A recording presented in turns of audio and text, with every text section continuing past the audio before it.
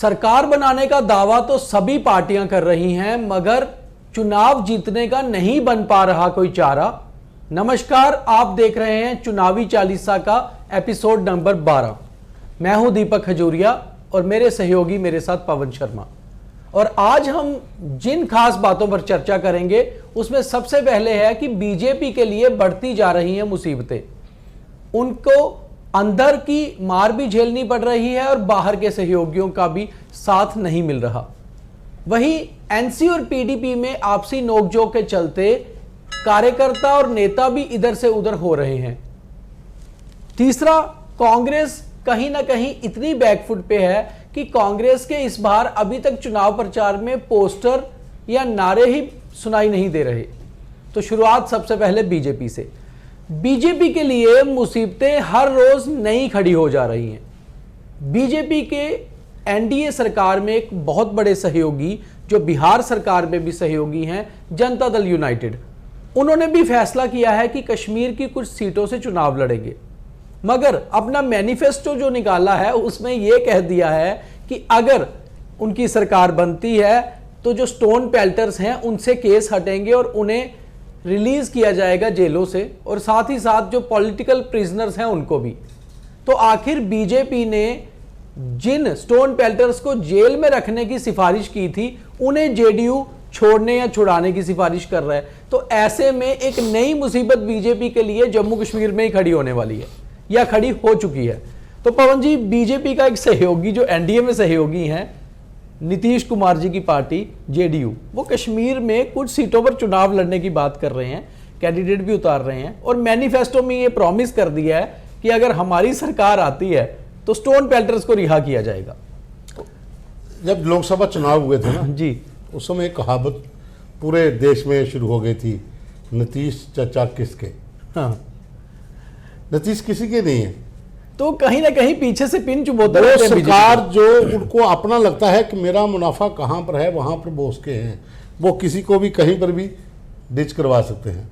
अब आप मुझे बताओ, कश्मीर में जहां नेशनल कॉन्फ्रेंस को बीजेपी घेर रही है, खुली बहस दे रही है कि खुली बहस की चुनौती, आ जाइए आतंकवाद पर बात करिए कि आप छोड़ने की बात कर रहे हैं। आपका जो मैनिफेस्टो है उसमें आपने हरी पर्वत जो है वो नाम बदल रहे हो, आप कश्मीर में फलां कर रहे हो, आप जो पत्थरबाज है उनकी बात कर रहे हो, और उल्टा फंस गए जेडीयू के उनके मैनिफेस्टो में। उन्होंने कहा प्रॉमिस कर दिया है, उन्होंने कहा कि हम पत्थरबाजों से केस जो है वो, देखिए वोट चाहे जेडीयू को ना मिले, ना ही वो किसी के वोट काटे, मुसीबत है। मैनिफेस्टो तो खड़ा कर दिया ना, मैनिफेस्टो है और मुसीबत खड़ी कर दी बीजेपी के लिए। और कश्मीर तो कश्मीर, जम्मू ईस्ट में भी कैंडिडेट दे दिया। हाँ, अरुण कुमार गुप्ता वहां पे भी दे दिया। बिल्कुल, जम्मू ईस्ट में अरुण कुमार गुप्ता जेडीयू का कैंडिडेट है, उसको मैदान में उतार दिया है और मैनिफेस्टो में दे दिया है कि हम अगर सत्ता में आते हैं तो पता। हाँ, तो हम का मतलब अगर केंद्र में एनडीए के पार्टनर है तो यहां भी तो बनेंगे, यहाँ भी तो पार्टनर होंगे। तो बीजेपी के लिए एक नई मुसीबत है, इसमें कोई शक नहीं। आगे उल्टा उनका विरोध जो है पार्टी के अंदर ही चल रहा है। सांबा से लेकर खौड़ तक आज का जो दिन है, आज सबसे बड़ा प्रोटेस्ट जो है वो खौड़ में हुआ है। अच्छा, हाँ, इस पे भी हम दूसरी बात यही करने वाला था, हमें दूसरा पॉइंट यहीं से कि आखिर बीजेपी के साथ हो क्या रहा है। देखिए, पहले कार्यकर्ता उनके पार्टी में आके नारेबाजी करते हैं, उसके बाद बीजेपी के कुछ लोग रिजाइन करते हैं, और अब क्या शुरू हो गया कि अपनी अपनी कॉन्स्टिट्यूएंसीज में रैलियां निकालना। अब ये क्या है, मतलब आप कैंपेन तो कर नहीं रहे कैंडिडेट के लिए, उल्टा कैंडिडेट के खिलाफ रैली निकल रही है। देखिए, ये आज तो काफी दिन हो गए जब पार्टी के हफ्ते से ज्यादा हो गया जब पार्टी में प्रोटेस्ट का सिलसिला शुरू हुआ था। लेकिन इसमें मैं दर्शकों को एक चीज और बता देता हूं कि पार्टी हाईकमान ने जितने भी कैंडिडेट हैं, जो भी लिस्ट फाइनल हुई है, उनमें साफ तौर पर कहा गया है कि बदलाव अब नहीं होगा। हर कैंडिडेट जो है वो अपने इलाके में जो कैंडिडेट रूठे हुए हैं उनको मनाए और ग्राउंड पे काम करे, और जो कार्यकर्ता हैं वो लोगों के लिए काम करें। लेकिन इसमें एक चीज़ और हो रही है कि आप एक को मनाओगे तो दूसरा रूठ जा रहा है, क्योंकि लिस्ट में 3-3, 4-4 लोग थे। बिल्कुल, और यही कारण था कि अब देखो खौड़ वाले लोगों ने क्या किया, वहाँ पर जो 2-3 लोग हैं उन्होंने एक नया ट्रेंड वहाँ पर ला दिया कि वो किसी लीडर का नाम नहीं ले रहे, वो सिर्फ इतना कह रहे हैं कि हमें बाहरी चाहिए, बाहरी मंजूर। काफी जगह स्थानीय वाली बात चल रही है। लेकिन राजीव शर्मा भी बाहरी नहीं है। बेसिकली कुछ लोगों को गलतफहमी है, राजीव शर्मा जो अखनूर के विधायक हैं, उनका कहीं ना कहीं ताल्लुक खोड़ से भी है, छम से है, हाँ। छम से है। उनके घर जो पुश्तैनी है वो बेसिकली वहीं पर भी हैं, लेकिन कुछ लोगों का अब इशू बन चुका है कि नहीं बाहरी नहीं चाहिए, क्योंकि जाहिर सी बात है कि राजीव अखनूर में ही जन्म हुआ, अखनूर में ही बड़े बड़े और वहीं पर वो विधायक भी रहे, वो अलग बात हो जाती है। लेकिन अब जो मामला बढ़ा चुका है, काफ़ी ज़्यादा इसका विरोध जो है वो हर जगह पे होना शुरू हो गया है। तो उसका तो कहीं ना कहीं भारतीय जनता पार्टी को जिस तरह से ऊपर से आदेश आए हैं उसके तहत भाई जो रूठे हैं उनको मनाइए, लेकिन मनाइए कितने लोगों को? आप एक को मना सकते हैं, दो को मना सकते हैं। हमने आज एक खबर भी की थी कि पार्टी ने सबसे आज अब ड्यूटीज लगा दी हैं, एक स्ट्रेटजी बना दी है कि जो कैंडिडेट हैं उनको मनाना शुरू कर दीजिए। मगर वही पवन जी वाली बात है कि आखिर आप कितनों को मनाओगे, क्योंकि रूठे हुए ही इतने अधिक हैं कि मनाओगे कहाँ। जम्मू वेस्ट में देखो तो रूठे हुए लोग, और पार्टी के बड़े नेता कॉन्स्टिट्यूंसी वाइज भाग रहे हैं। कल तरुण चुग जी जम्मू वेस्ट में थे, आज जी किशन रेड्डी जम्मू वेस्ट में थे, और कोशिश उनकी क्या होती है कि एक तरफ रूठे हुए वाले कैंडिडेट को लाया जाए, एक तरफ जिसको टिकट दिया उनको लाके इकट्ठे तस्वीरें खिंचाई जाएं, मिठाइयां खिलाई जाएं। मगर ये मिठाइयां खा खा के भी कहीं कड़वाहट दूर हो ही नहीं रही है। तो ये कड़वाहट अगर चुनावों तक चलती है, चुनाव दूर नहीं है, तो कहीं वोट बैंक में सेंध तो नहीं लग जाएगी। देखिए, आप पार्टी के किसी बड़े चेहरे को लाते हो कि आप चलिए उस विधानसभा में रूठे हुए को मनाइए। जो बाहर से लीडर आया, जैसे जी किशन रेड्डी हैं, तरुण चुग हैं, तरुण चुग तो चलो पहले भी जहाँ पर आए हैं, वो तरुण चुग पहले भी जहाँ पर रहे हैं प्रभारी और जहाँ पर हैं। लेकिन सबसे बड़ा जो इशू है कि आप लोकल लीडरों को इन्वॉल्व करिए ना, आप निर्मल सिंह को इन्वॉल्व करिए, आप कविंदर गुप्ता को इन्वॉल्व करिए। मगर वो खुद रूठे हुए हैं।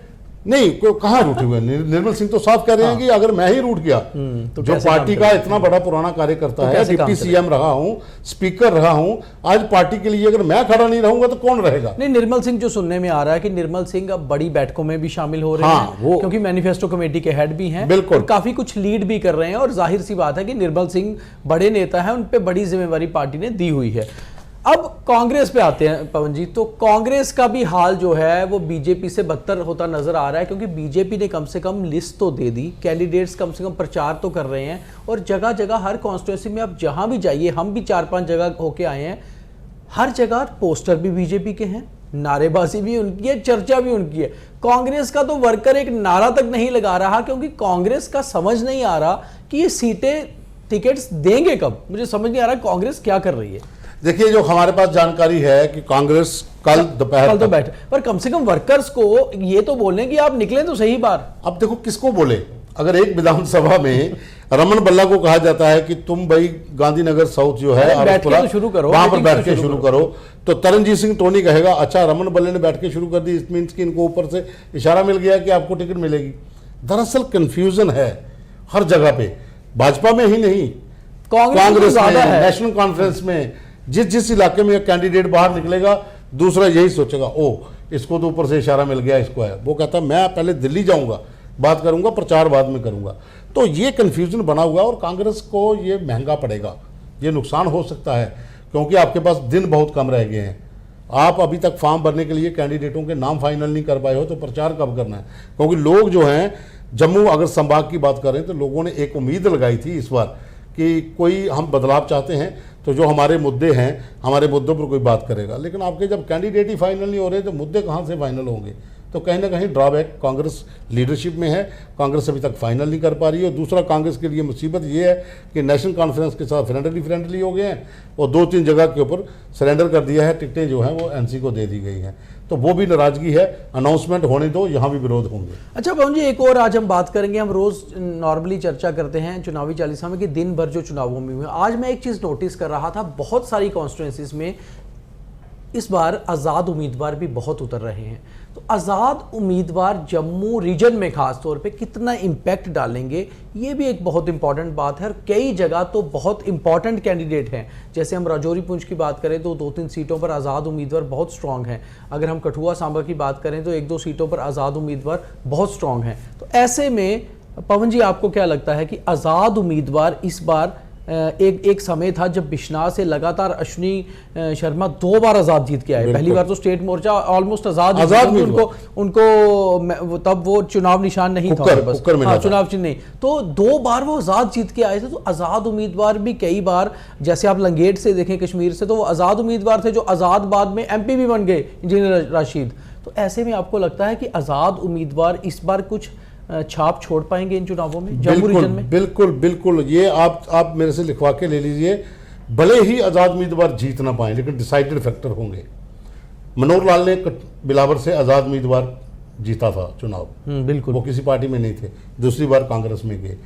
अभी आप जम्मू संभाग के अंदर, जम्मू ईस्ट, जम्मू वेस्ट के अंदर जो इंडिपेंडेंट कैंडिडेट खड़े होंगे, चाहे वो भाजपा छोड़कर आए या कांग्रेस छोड़ के आए, वोटों की कटिंग होगी, वोट कटेंगे, वोट डिवाइड हो जाएंगे, वो वहाँ पर फैक्टर होगा। और हो सकता है कि कहीं ना कहीं कोई एक दो आज़ाद उम्मीदवार टिकट भी निकाल जाए, क्योंकि जो सर्वे हो रहा है उसमें आज़ाद उम्मीदवारों की 10 के करीब सीटें बताई जा रही है जम्मू कश्मीर में।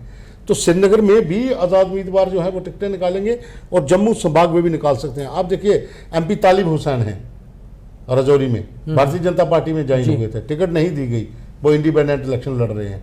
अरुण शर्मा सुंदरबनी में हैं, पूरा जो परिवार है संघ से जुड़ा रहा है, संघ के लिए उन्होंने बहुत काम किया है। उनका एक भाई बजरंग दल का चेयरमैन रहा है, प्रधान रहा है जम्मू कश्मीर में, बहुत लाठियाँ खाई हैं। बीडीसी का चेयरमैन है, पंचायतों का जितना हब होता है उसके अंडर है। आप इलेक्शन कहाँ से जीते हो? ग्रामीण एरिया में पंचायतें आपको जिताती हैं।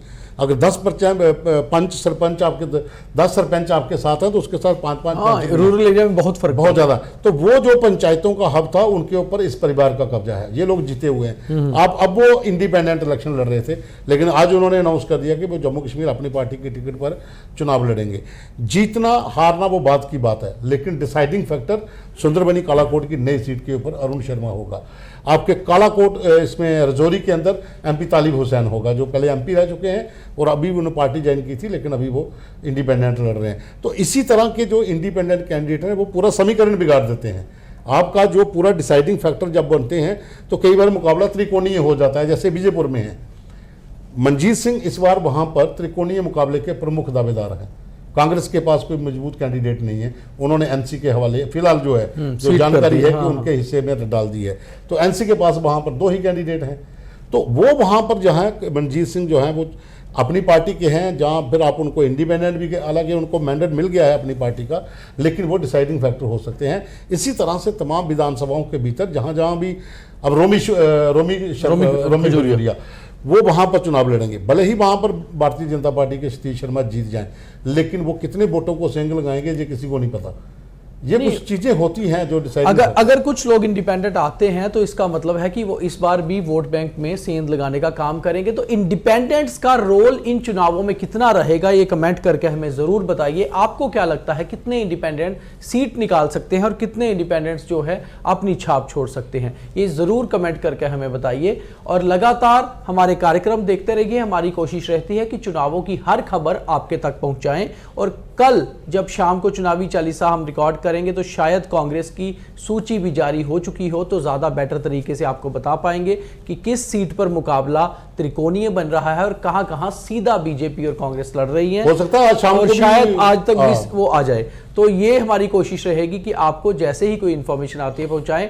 चुनावी चालीसा जरूर देखिए, क्योंकि अगर आपने दिन भर में चुनावों को लेकर कुछ खबर मिस की है तो हम आपको हर चीज बताएंगे। बहुत धन्यवाद मेरे और मेरी टीम का हमेशा से आप हमारे कार्यक्रम को बहुत अच्छे से देख रहे हैं, बहुत अच्छा प्यार दे रहे हैं। जितना हो सके लाइक, फॉलो और शेयर करिए। और हमारे चैनल को आपने अगर सब्सक्राइब नहीं किया है तो अभी कर लीजिए, क्योंकि आने वाले दिनों में भी चुनावों की बहुत सारी खबरें आपको यहीं मिलेंगी।